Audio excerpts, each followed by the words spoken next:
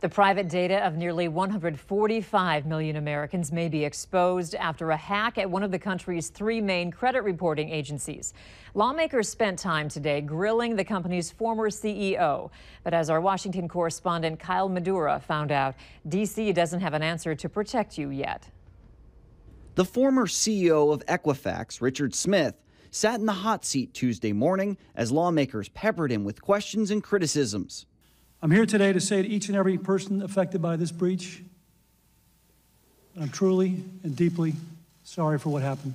Smith said human and technological errors allowed the breach to occur, and he admitted the company made mistakes in its delayed response.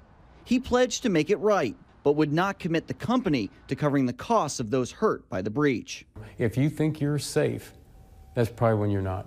Representative Bob Latta says that's the nature of our modern online existence. But he argues companies like Equifax must protect private details like Social Security numbers. The chairman of the Subcommittee on Digital Commerce and Consumer Protection isn't ready to write a new law just yet, though, while Congress and the FBI are still investigating. It's kind of tough to do something until you get the information. And because if you don't have that information, how can you make the right decisions? Some lawmakers have proposed new regulations.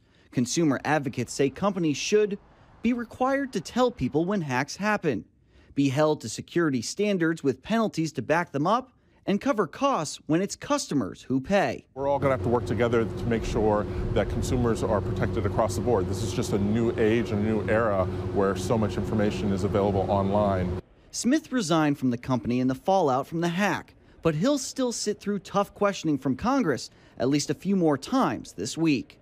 In Washington, I'm Kyle Madura.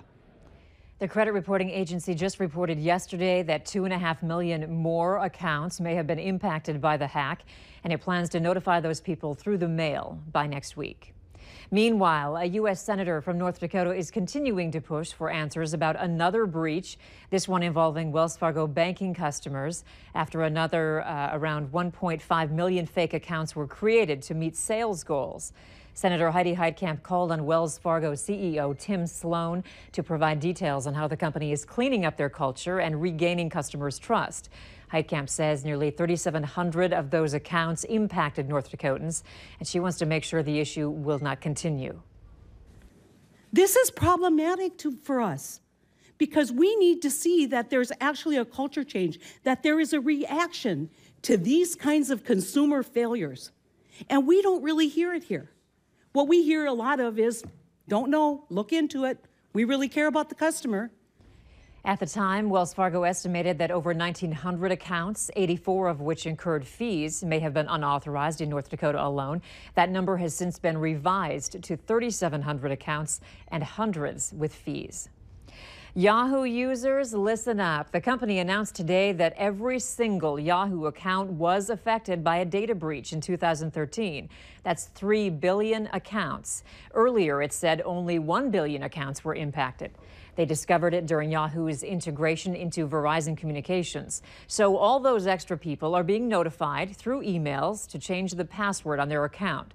The new investigation shows the stolen information did not include passwords in clear text, payment card data, and bank account information.